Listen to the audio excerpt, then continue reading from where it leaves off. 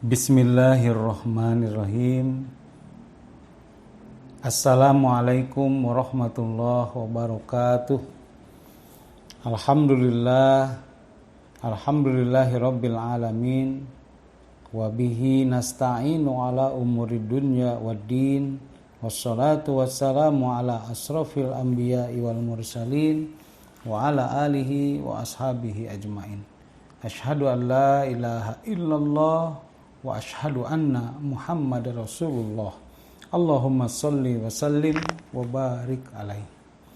Alhamdulillah, kita panjatkan puji syukur kehadirat Allah Subhanahu wa taala yang telah benar-benar menjadikan nikmat yang terbesar, yakni nikmat iman dan nikmat Islam bersemayam dalam jiwa kita. Mudah-mudahan iman Islam kita tetap bahkan bertambah kuat sampai kita bertemu dengan Allah di hari yang penuh dengan kesulitan, tetapi dengan membawa iman dan keyakinan kita, maka itulah jalan kemudahan saat hisab kelak. Salawat dan salam senantiasa kita sampaikan kepada junjungan alam Nabi Allah Muhammad sallallahu alaihi wasallam. Allahumma salli wa sallim wa barik alaih. Alhamdulillah, di pertemuan kali ini dalam taklim jelang iftar online yang membedah buku Power for Ramadan karangan Muhammad Hussein Yaqub, di sesi kedua diberi judul Puasa Ramadan adalah milik Allah. Dari halaman 23, penulis menebalkan satu kalimat, yakni bukti kebenaran iman adalah ketika hasrat memenuhi syahwat semakin besar, tetapi seseorang justru meninggalkan syahwat itu karena Allah. Ia sadar bahwa tidak ada yang mengawasi kecuali Allah Azza wa Jalla.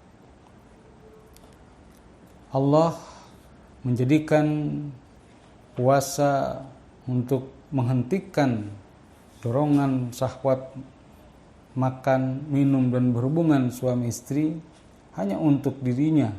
Makanya disebut puasa Ramadan adalah milik Allah, sebagaimana Rasulullah sallallahu alaihi wasallam bersabda, qala Allahu azza wa jalla, Allah azza wa jalla berfirman, kullu amal ibni Adam lahu illa siyam. Setiap amalan anak Adam adalah miliknya sendiri kecuali puasa. Fa innahu li, sebab puasa itu milikku, kata Allah.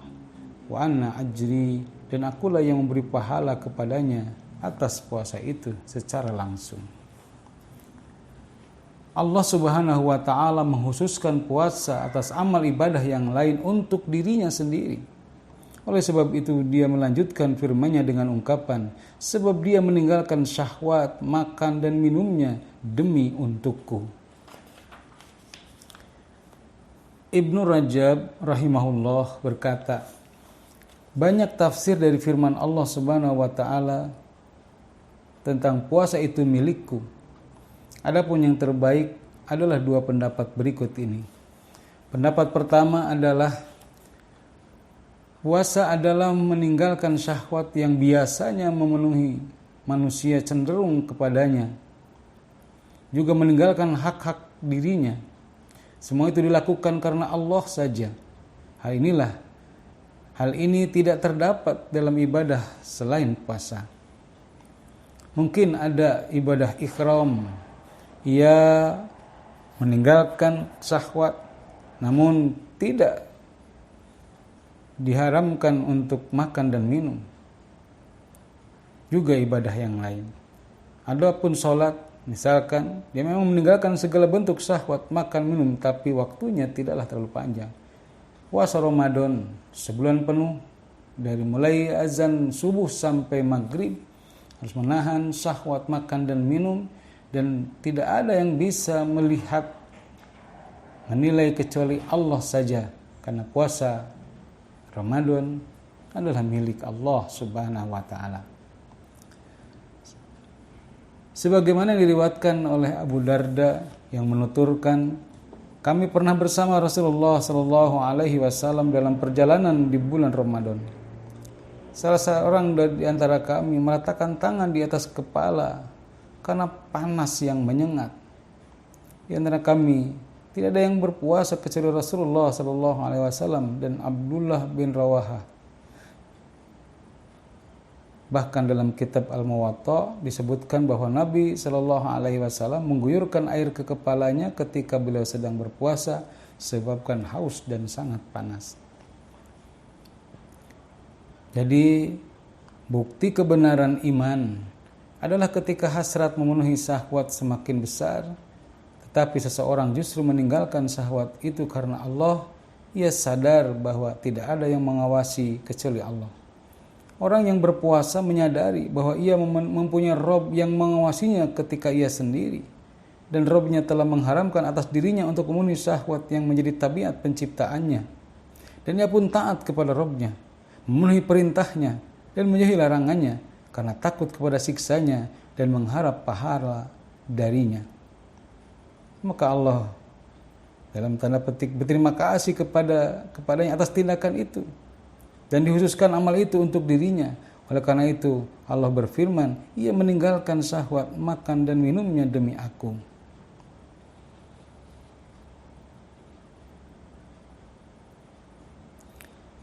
Selanjutnya penulis ingin menekankan bahwa kita mampu meninggalkan syahwat makan minum dalam bulan Ramadan.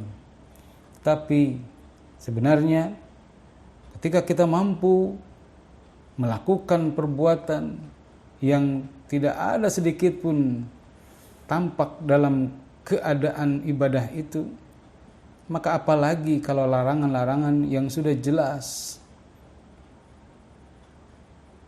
diharamkan dalam keseharian, seperti berzina, minuman arak, mengambil harta, mencari orang tanpa hak, menumpahkan darah yang haram itu. Semua perbuatan itu dimurkai oleh Allah di setiap kondisi, setiap waktu, dan di setiap tempat. Bila iman seorang mukmin telah sempurna, ia akan membenci semua perbuatan itu melebihi kebencian terhadap pembunuhan. Oleh sebab itu Nabi SAW menjadikan kebencian semacam ini sebagai salah satu tanda keberadaan manisnya iman. Ia benci untuk kembali kepada kekafiran setelah Allah menyelamatkannya, sebagaimana ia benci untuk dilemparkan ke neraka jahanam. Orang yang membenci perbuatan yang dibenci oleh Allah sehingga dia mendapatkan tempat di sisi Allah, dan puasa melatih diri kita untuk memiliki sifat seperti itu. Itulah pendapat pertama dari makna Ramadan. Puasa Ramadan adalah milik Allah. Pendapat kedua, Ibnu Rajab menuturkan yang dikutip oleh penulis di halaman 27, puasa adalah rahasia antara hamba dan Rabb-nya. Tidak ada yang mengetahui selain Dia, karena puasa terwujud dari niat batin yang hanya diketahui oleh Allah Subhanahu wa taala, dan meninggalkan syahwat yang biasa terpenuhi ketika sendiri. Dalam puasa tidak ada riya di dalamnya, karena seorang meninggalkan syahwatnya saat tidak ada seorang pun yang melihat tindakannya, karena menjalankan perintah Allah dan menjauhi larangan Allah. Berarti ia telah menunjukkan kesungguhan iman. Allah Subhanahu wa ta'ala senang bila hamba-hambanya melakukan amal yang bersifat rahasia dengan antara mereka dengan Allah. Orang-orang yang mencintai Allah juga senang bila mereka melakukan tindakan sifat rahasia antara mereka dengannya. Itulah keadaan orang yang saling mencintai. Dia benar-benar menginginkan segala ibadahnya menjadi rahasia dia dengan Tuhannya.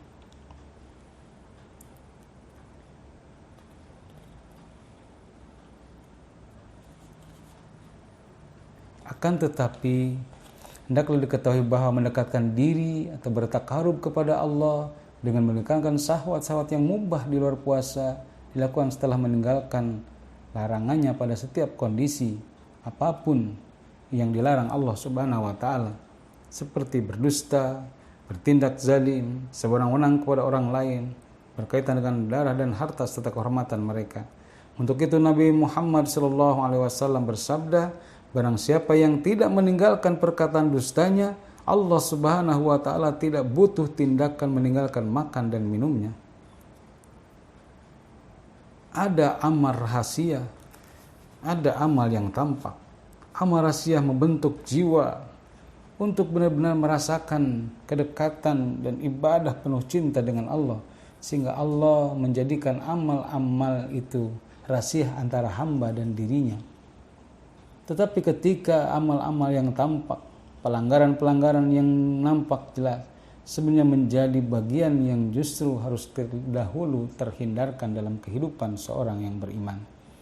Karena banyak orang yang berpuasa namun tidak mendapat apa-apa selain lapar dan haus, dan banyak juga orang yang bangun malam hanya mendapat begadang dari bangunnya itu. Rasulullah bersabda dalam hadis riwayat Ahmad yang sahih,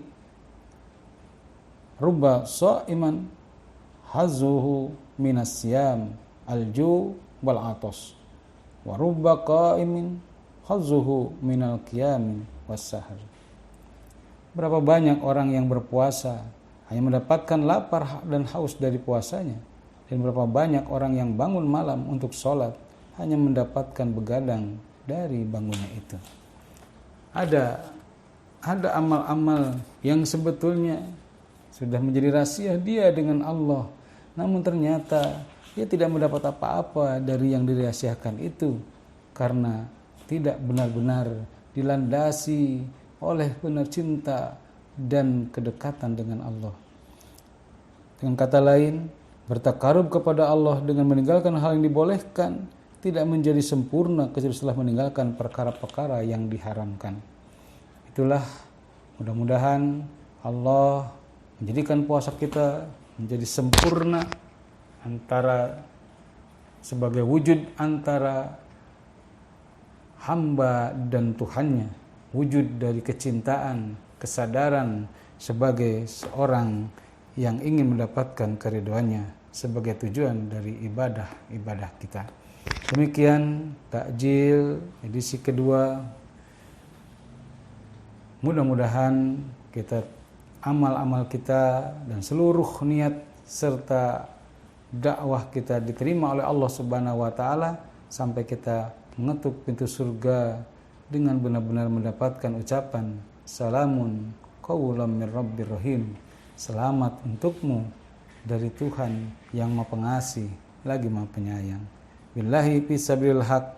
Assalamualaikum warahmatullahi wabarakatuh.